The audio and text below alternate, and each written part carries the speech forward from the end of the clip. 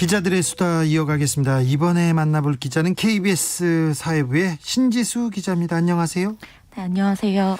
방송인 사유리 씨의 비혼 출산 한국에서 큰 화제가 됐는데 이거 신 기자님이 단독 보도하신 거라면서요? 예, 맞습니다. 사유리 씨의 출산 소식 접하고 어떤 생각 들으셨어요? 저도 처음에는 처음 저의 보도를 보신 분들이랑 비슷하게 좀 신기하다. 어떻게, 이분이 언제 또 일본 건너가서 이렇게 출산을 하셨지? 라는 생각이 좀 들었었습니다. 네. 이 비혼 출산 보도를 접하고 사유리 씨한테 이렇게 취재하니까 사유리 씨가 뭐라고 하던가요, 처음에? 처음에 연락을 드릴 때 좀 걱정을 하긴 했었습니다. 과연 네. 사실 연예인이시기도 하고 사실 출산 문제가 좀 민감한 또 개인의 사생활 문제이기도 하니까. 하지만 또 그래서 이게 좀 솔직하게 다 말씀해 주실지 이런 것도 좀 궁금했었거든요. 네. 근데 오히려 보다 좀 적극적으로 저한테서 설명도 해주시고 하셔서 네. 되게 더 인상적이었던 것 같습니다. 사유리 씨가 솔직한 사람이잖아요. 네. 비혼 출산을 이렇게 결심하게 된 계기가 뭐라고 합니까?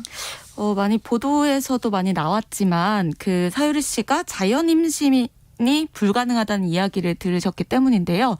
사유리 씨가 지난해 10월에 이제 생리불순으로 한국의 한 산부인과에 갔더니 자연 임신이 힘들다. 지금 난소 기능이 48이고 지금 당장 그래서 시험관을 하더라도 좀 성공 확률이 높지는 않다 이런 이야기를 들으셨다고 하더라고요. 예. 그랬을 때 이제 사유리 씨한테 주어진 선택지는 딱 두 가지였던 거죠. 급하게 이제 사랑하지 않는 남자와 만나서 결혼을 하고 시험관을 해서 아이를 가지거나 아니면 이번에 하셨던 것처럼 정자 기증을 받아서 혼자 아이를 기르거나 이 두 가지밖에 없었는데 본인은 사랑하지 않은 사람을 만나서 결혼하는 거는 힘들었다고 하시더라고요. 네. 그래서 이런 결정을 했습니까? 좀 홀로 출산하면서 임신 출산 과정에서 어려웠던 부분은 뭐라고 하던가요? 근데 무엇보다 저도 어떤 과정이나 이런 게 좀 궁금하긴 했었는데 제일 먼저 말씀하셨던 거는 약간 그런 사회적 시선 이 가장 좀 따갑기도 하고 어깨를 짓누르기도 하셨던 것 같습니다. 되게 한국 사회에서도 그렇지만 일본도 이렇게 결혼과 출산을 조금 당연시 여기는 문화 그리고 당연하게 연결시키다 보니까 근데 또 한국에서는 사유리 씨가 임신한 것 자체를 모르니까 좀 괜찮았는데 만삭인 상태에서 이제 병원을 오가거나 아니면 거리에서 만나게 되면 당연히 아빠는 어디 있어요? 아빠는 어느 나라 사람이에요? 또 혹은 사유리 씨가 한국에서 왔다고 하면 그럼 아빠는 한국 사람이냐? 이런 질문들이 이어졌다고 하더라고요. 예. 그러면 이제 사유리 씨는 그때마다 아니다. 나 싱글 마마다 혹은 정자 기증을 받았다라는 말씀을 하기에는 좀 주저하셨다고 하더라고요. 다 설명하기도 그렇잖아요. 네, 그리고 또 상대방이 약간 민망해하기도 할까봐 또 좀 미안해하기도 할까봐 그런 것들이 조금 불편해서 네, 남편은 한국 사람이다 이렇게 말씀을 하셨다고는 하더라고요. 여러 비혼모들이 겪는 고민일 텐데요. 네. 그렇습니다. 저는요 보도를 보고 많은 사람들이 이 질문을 해서 깜짝 놀랐어요. 아니. 아이가 커서 아빠에 대해서 물어보면 어떻게 설명하려고 그런지 아빠를 가질 권리도 있는 거 아닌가 그런 의견도 좀 많더라고요. 네, 저도 이렇게 일부 댓글들을 보니까 너무 사유리 씨 본인만 좀 고려한 선택이 아니냐 혹은 이기적인 선택이지 않냐라는 댓글들도 좀 있기는 하더라고요. 예. 하지만 사유리 씨도 그런 말씀을 하셨던 것처럼 그래도 내가 아빠가 없는 거에 대해서는 아이한테 미안하다. 하지만 아빠가 없는 그 자리나 아빠의 역할은 본인이 다 할 수 있도록 최선을 다해 노력할 거고 그 아이에게 보다 행복한 가정을 준다면 굳이 아빠와 엄마가 다 있는 어떤 가정보다 더 행복할 수 있지 않냐라는 말씀을 되려 하셨습니다. 아빠가 없을 수도 있어요. 없는 가정도 있을 수 있어요. 그렇게 그게 비정상이라고 생각하는 것 자체를 좀 다시 생각해 볼 때가 됐습니다. 네. 우리나라에서도 사유리 씨처럼 결혼하지 않은 여성이 정자 기증을 받을 수는 있다고 합니다. 이게 불법이 아니라고 합니다. 예, 맞습니다. 그죠? 네. 근데 우리나라에서도 그냥 저는 비혼주의자인데 아이를 낳고 싶어요. 그러면 그 절차적으로 별 문제가 없습니까?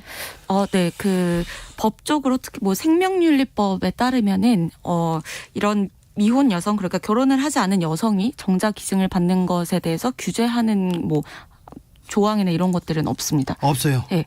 하지만 이제 그런 전문가 학회나 그런 윤리 지침 이런 데서는 부부에게만 시술을 한다라고 되어 있기는 합니다. 하지만 이 지침을 꼭 따를 필요는 없습니다. 그래요? 네, 그렇다고 또 꼭 따르지 않을 필요도 없기 때문에 네.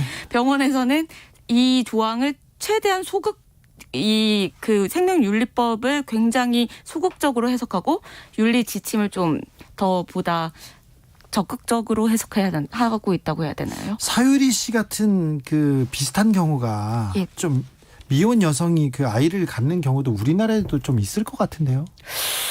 근데 제가 취재를 하면서는 사실 그 사유리 씨 같은 상황은 사실 만나 뵙지는 못했거든요. 굉장히 드문 경우군요. 예.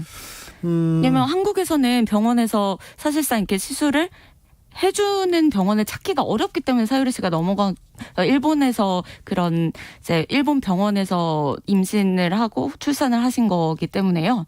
국내에서 그런 사례가 분명히 있을 수는 있겠지만 찾기는 좀 어려울 거라고 생각합니다. 사유리 씨가 일본 사람인데 예. 한국에서 아이를 낳고 싶었다고 합니까?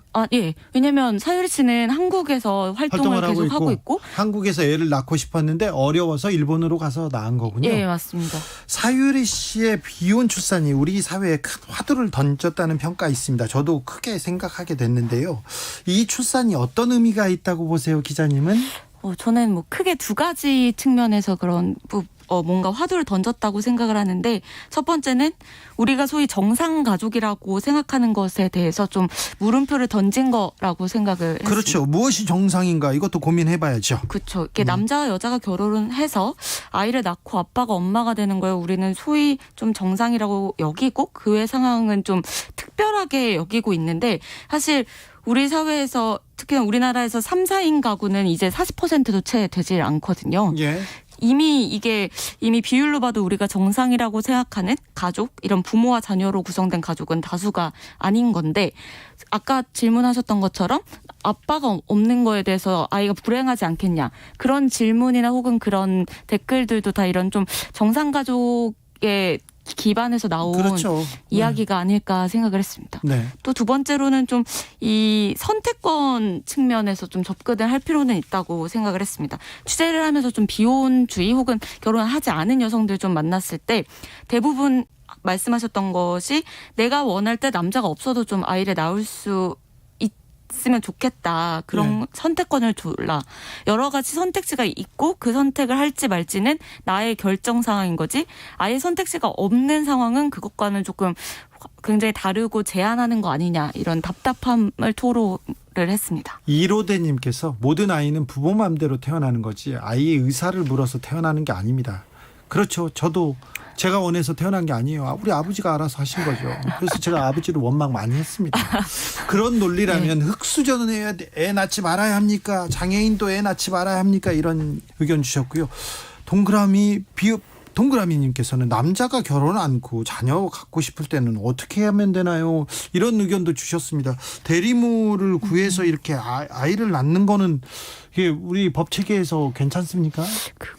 사실 대리모 문제는 이 미혼 여성의 정자기증 문제보다 더 어려운 윤리적 문제가 있어서 이 논의가 나오면서 좀 더 발전하는 논의의 주제가 좀 대리모 문제더라고요. 네. 사실 저도 정확히는 뭐 지금 좀 더 취재를 해봐야겠지만 우리 사회에서 이 대리모 허용 문제에 대해서도 좀 논의가 언젠가는 필요한 시점 아닐까 생각합니다. 자, KBS 보도 이후에 정치권도 좀 움직이고 이 고민하고 이 어느 정도 대책을 내야 될 것 같은데 이 문제에 대해서 어떤 변화가 있을까요? 일단 저는 보도를 한 입장에서는 지금 이렇게 비혼 출산에 대한 논의가 시작된 것 자체가 굉장히 좀 긍정적이라고 생각을 했습니다. 그렇습니다. 왜냐하면 취재를 하면서 가장 답답했던 부분이 이 논의가 거의 전무하다는 점이었거든요. 네. 특히나 이 미혼 여성이 기증을 받아서 출산하는 것 자체가 과연 불법이냐 아니냐 이것도 정확하게 나와 있지도 않았었거든요. 대부분의 보도들이 불법이라고 하고 있었고 우리 사회에서도 계속 지금 불법이냐 아니냐의 문제가 있잖아요.